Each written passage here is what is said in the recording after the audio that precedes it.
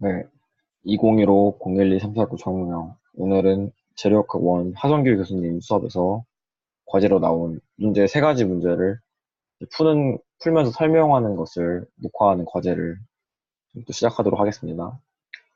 첫 번째 문제는 7번 문제인데요. 토크 T가 가해진 점에서 회전 각도를 구하는 문제입니다. 보시면은 세 가지의 이제 이 형태가 있는데요. 각각의 형태가 길이가 다 다르고 이제 이 각각이 가진 물성치가 다 다르기 때문에 다행히 이것들은 문자로 이제 나와져 있고요. t가 가해지는 점은 이제 제 오른쪽에 있는 왼쪽부터 1, 2, 3번이라고 하면은 제 오른쪽에 3번이 되겠습니다. t를 보시면은 화살표 방향이 이렇게 되기 때문에 오른손 복직을 사용하면은 t는 이런 쪽으로 이 앞쪽으로 회전하고 있다는 걸 알 수 있겠고요. 이 문제를 풀기 위해서 먼저 평형 방정식을 이제 여기 넣어야 됩니다. 각각의 물체에 작용하는 아까 말씀드렸던 왼쪽에서부터 1, 2, 3번의 물체 작용하는 평형 방정식을 각각 그려보면은 이제 이 물체들에 작용하는 반력 지금까지는 이제 축방향 힘이나 위에서 Y 방향 힘이나 이런 게 작용했지만 지금은 이제 회전하는 토크가 가해되기 때문에 토크상의 반력이 나오게 됩니다. 먼저 1번 물체 이런 경우에 이제 1, 2, 3번 물체를 따로따로 생각해 보면 되는데요. 이제 1번 물체만 딱 잘라서 이런 자유 물체들로 그렸을 때는 1번 물체에 작용하는 이 토크의 반력을 T1이라 했을 때 양 옆으로 T1을 적용하는 걸 볼 수가 있습니다. 그다음 가운데 물체는 이제 1번 물체가 연결이 있죠. 연결이 되어 있기 때문에 똑같이 T1이 작용을 하고요. 맨 오른쪽 물체가 문제인데 이런 경우에는 이제 아까 보시면 T1과 맨 오른쪽 물체 왼쪽엔 T1이 작용하고 오른쪽엔 반력 T2가 작용합니다. 이게 왜 다르냐면 여기에는 T라는 또 다른 토크가 작용을 하죠. 이 경우 이제 맨 오른쪽 물체에서 이 토크상의 이 평형 방정식을 구할 수가 있습니다. 어떻게 구하느냐? 맨 오른쪽 물체 왼쪽에는 T1이 작용을 하고 오른쪽에는 T2가 작용을 하고 이 물체 상에서 오른쪽 방향으로 또 T가 작용하기 때문에 이 전체 힘을 다 했을 때 0이 나와야겠죠. 오른쪽 방향을 플러스로 잡으면 T 더하기 T2 더하기 T2 빼기 T1은 0이라는 평형 방정식이 나오게 됩니다. 이로 인해서 이제 반력 두 개와 미지의 토크 T로 이루어진 평형 방정식을 하나 구할 수 있고요. 두 번째로는 이제 이 토크와 길이와 각각의 물성치와 회전각도 간의 이런 관계식을 통해서 구할 수가 있습니다. 어떻게 구할 수 있느냐? 먼저 말씀드렸던 첫 번째 G1과 I1을 가지고 있는 애를 보면은 이제 여기에 작용하는 토크 T1은 길이분의 G 곱하기 I 곱하기 회전 각도가 됩니다. 이제 1번이 비틀어진 각도를 세타 1이라고 하겠습니다. 그럼 T1은 이제 L1분의 G1 여기 I1의 세타 1이 되겠죠. 두 번째 돌아가는 물체를 보시면은 이 물체도 아까 똑같이 T1이 작용한다고 말했죠. T1은 L2분의 G2분의 I2. 이거는 이제 물성치와 길이가 각각 다르다고 가정을 하고 푸는 거 있습니다. 여기서 이제 회전 각도가 중요한데 첫 번째 물체가 이제 이 정도 돈다 생각하면은 두 번째 물체는 이제 이거랑 똑같이 돌진 않을 거예요. 왜냐? 뒤에 보시면 다른 t가 있죠. 방향이 다른 이 t가 작용을 하고 있죠. 그럼 결국 이렇게 돌게 될 겁니다. 그러면은 t로 인해서 도는 거를 세타 2라고 하고 이제 앞에 t1으로 인해서 도는 거를 세타 1이라고 하면은 이 차이만큼 돌게 되겠죠. 그래서 두 번째 물체 작용하는 속커는 T1은 L2분의 G2 곱하기 I2의 세타2 마이 세타1이라고 할 수가 있습니다. 세 번째 물체에 적용하는 토크는 이제 이 물체가 도는 거는 세타2가 되겠죠. 방금 말씀드린 왼쪽에서부터 1, 2, 3번 물체가 도는 게 세타1만큼 돌고 세타2 마이 세타1만큼 돌고 세 번째 세타2만큼 돌 테니까요. 이러면 이제 세 번째 물체 적용하는 T2는 L3분의 G3 곱하기 I3의 세타2가 됩니다. 이러면 이제 t가 가해진 점에서 회전 각도를 구하고 싶은데 t가 가해진 점의 회전 각도가 세타2였죠. 저희가 지금 알고 있는 힘이 이제 이 상태에서 T1에 대한 식이 두 개가 나왔죠. 그러면 L1분의 G1, I1, 거기 세타1은 L2분의 G2, I2, 세타2 마이너스 세타1이 됩니다. 이 경우에는 사실 L, G, I는 저희가 이미 문자로 나와 있는 기지, 이미 알고 있는 지시라고 할 수 있는데요. 이걸 다 무시를 같다고 친다면, 그럼 이제 세타1이랑 세타2 마이너스 세타1에 대한 식이 나오죠. 이 경우에는 이제 식이 하나가 나오게 되고, 두 번째로는 이제 T2랑 이 L3분의 G3 곱하기 I3, 세타2 이 식이 나오는데, 이 상태로만으로는 구할 수가 없지만, 다행히 저희 아까 구한 평형방정식이 있죠. 평형방정식에서는 T1과 T2 사이의 관계식이 나오기 때문에 이 식을 여기 대입해주게 되면은 세타2만의 식으로 정리할 수가 있게 됩니다. 물론 직접적인 수치상으로 해는 안 나오겠지만 이걸 이제 문자열로 정리해서 풀 수가 있게 됩니다.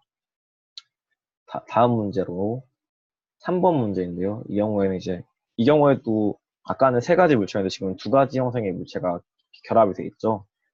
보시면은 A에서 C까지는 속이 비어있는, 속이 차있는 가느다란 이런 봉의 형태되고요.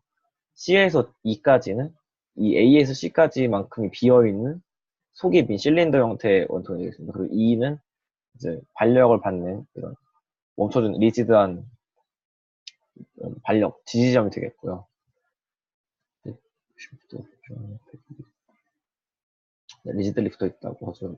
이제 강체처럼 E에 붙어 있고 회전각, 비틀림각을 결정해라. AND A 끝에서 토크 B랑 D에서 이 방향으로 토크가 작용할 때 이렇게 말아주는 방향으로 똑같은 방향으로 작용하고 있네요. 작용할 때 A에서의 비틀링 각을 구하라는 거죠. 시험 모듈러스 G가 80GPa라고 이거를 가정을 하고 있네요. 그 타이피컬 밸류는 스틸은 강이죠. 이 스틸의 일반적인 물성치를 하라고 하는데 스틸의 경우에는 저희가 재료학을 대표적으로 사용한 탄성계수 경우에는 200GPa 정도가 되죠. 포화 성분이 0.3 정도가 되는데 이제 쉐어 모듈러스를 G는 이 포화 성비와 탄성계수의 식으로 연결된 식이 있습니다. G는 탄성계수를 2 곱하기 1 플러스 포화 성비로 나누는 게 되는데요.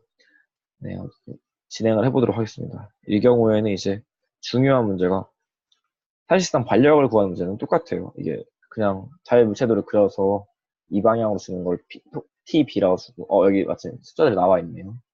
이렇게 준다고 치고 알파벳 지지점에서의 반력 이쪽 방향으로 반력이 오겠죠. 방향이 이렇게 가는 거 토크만 두 개가 있으니까 이쪽에서 이렇게 오겠죠. 이 경우 그냥 일단 아까처럼 똑같이 평형방정식을 구해주기 위해서 이 물체를 그려서 A에서 C까지의 자유물체도와 C에서 E까지 자유물체도 걸어주면은 A의 경우에는 이제 이렇게 한 번 해도 상관없겠네요. 그럼 E에서의 TE는 그러니까 반력 T는 TB랑 TD를 더한 건데 방향만 반대인 토크가 되겠네요. 이 경우에는 이제 이 관성 모멘트를 구해줘야 되는데 보통 원통의 관성 모멘트는 이 적분해 준 거죠. R제곱 인테그랄 R제곱 DA를 해주면 되는데 이건 이제 속이 차 있는 원통의 경우고요. 이렇게 그러니까 만약에 이 전체 구조가 A에서 C까지처럼 속이 차 있는 통의 형태라면은 그럴 필요가 없는데 속이 비어있는 실린더 형태 경우에는 당연히 관성목이 달라지게 됩니다. 이런 경우에는 이제 이 인테그랄 R제곱 DA라는 이 항을 RDR D세타로 바꿔줘야 됩니다. 이런 경우에는 이제 인테그랄 R제곱 곱하기 RDR D세타식을 계산해주게 되면은 인테그랄 R세제곱 DR D세타가 되겠죠. 네. 여기서 또 주의할 점이 원래 같으면 이 반지름이 당연히 0부터 기본 반지름까지를 정하게 되겠죠. 왜냐면 속이 차 있는 거를 가정을 한다면요. 하지만 이제 속이 비어 있는 경우에는 이 중심 원에서부터 비어 있는 거죠. 공실점에서부터 첫 번째 내경까지가 R1의 길이가 되고 외경까지가 R2가 됩니다. 이 사이만 면적을 적분해줘야 되기 때문에 인테그랄 해줄 때 R에 대한 걸 했을 때는 R1부터 R2까지라고 해줘야 됩니다. 그래서 이 식을 다시 풀어보면은 인테그랄 R 세제곱 dr d세타가 d세타는 뭐 어차피 한 바퀴 돌려줘야 되니까 인테그랄 0부터 2파이까지 d세타를 빼주고요. 인테그랄 R1부터 R2까지 R 세제곱의 dr로 계산을 해주시면 되겠습니다. 이 경우에는 이제 앞에 세타에 관한 항에서 2파이가 나오고 뒤에 R에 관련된 이 적분항을 정리하면은 4분의 1 R 4제곱에 R1부터 R2까지 정석분이 나오죠. 이거를 계산해서 넣어주면 되도록 하겠습니다. 다행히 여기 이 지름이 다 나와 있죠. 이걸 D로 계산해주면 더 편하긴 한데 저는 바로 그냥 하도록 하겠습니다. R1은 12.5m가 될 것이고 R2는 25m가 될 것입니다. 이것을 여기 수치상에 대입을 해주면은 이제 각각의 관성 모멘트를 구할 수 있겠죠. 이게 아까 문제랑 다른 점은 이제 관성 모멘트가 구체적 이게 문자로 주어지지 않고 실제적인 수치 계산을 통해서 구해야 한다. 이 정도 차이점밖에 없습니다. 아까 이 문제랑 거의 똑같은 문제인데 여기에서 관성 모멘트를 구하는 이런 능력을 좀 더 하는 그런 문제라고 할 수 있겠습니다. 이렇게 해서 구한 관성 모멘트를 구했죠. 시험 모듈러스는 80기가파스칼로 가정이 되어 있고요. 길이도 나와 있었죠. 아까랑 똑같이 평형방정식이랑 각각에서 주는 이 t에 대한 식으로 t와 회전과 그리고 길이와 이 무성치들에 관한 식을 이용해서 미지수들 정리해주면 문제를 풀 수 있게 됩니다. 다음 마지막 문제는 세 번째 문제인데 이거 교수님께서 많이 중요하다고 강조를 하신 문제인데요. 두 개의 시프트가 연결이 되어 있습니다. 이렇게 직렬로 연결되어 있는데 각각의 시프트가 이 정도 크기의 크로스섹션을 가지고 있는 단면 지역을 가지고 있습니다. 보이는 것처럼. 자, 익스터널 토크, 외부에서 토크 T0가 이번에 이쪽 방향으로 작동을 하고 있네요.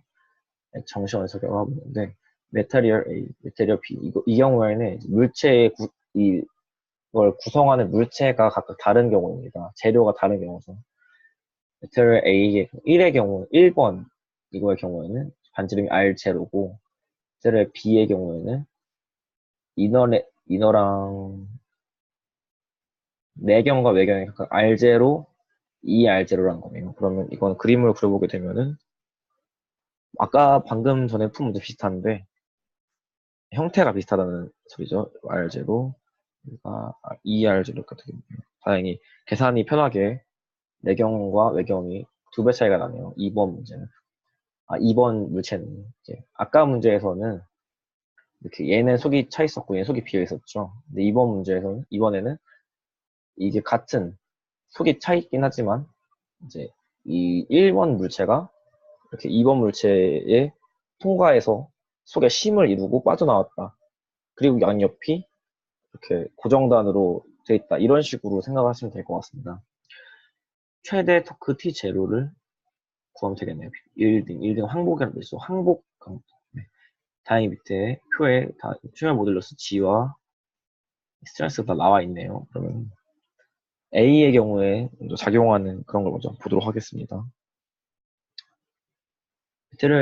이 경우도 아까랑 똑같습니다. 전체적으로는 똑같은데 먼저 그럼 평행 방정식을 똑같이 풀어줘야겠죠. 이게 지금 모든 문제가 다 제가 배웠던 그 3 플러스 5 플러스 1 플로우 차트를 통해서 풀 수가 있습니다. 맨 처음엔 일단 평형 방정식을 해서 이 물체들이 어떤 힘의 작용이 되고 있는가 보면은 이렇게 각각 1번 물체에서는 T1만큼의 반력을 받고 있을 것이고 2번 물체에서는 T2만큼의 이 반력을 받고 있을 겁니다. 저는 편의상 T1이 이쪽 방향으로 작용하고 있고 T2는 이쪽 방향으로 작용하고 있다고 봤습니다.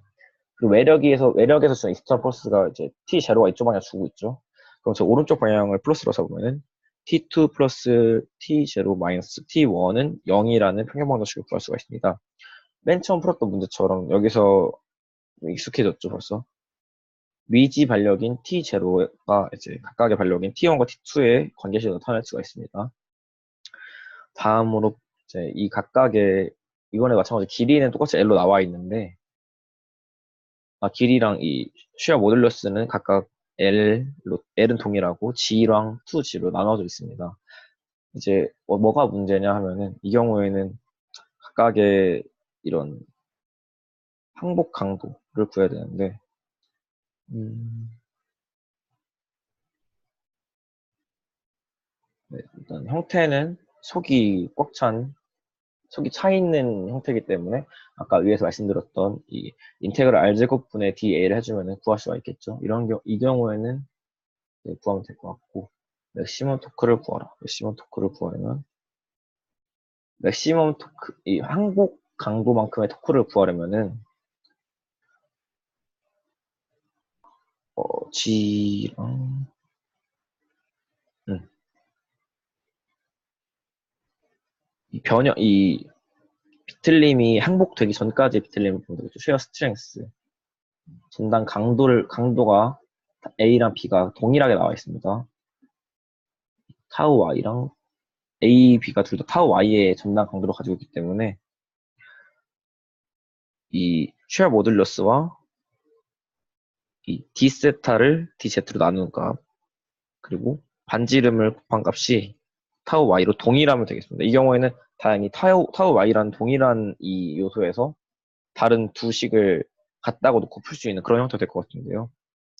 타우, 타우는 G 곱하기 람다.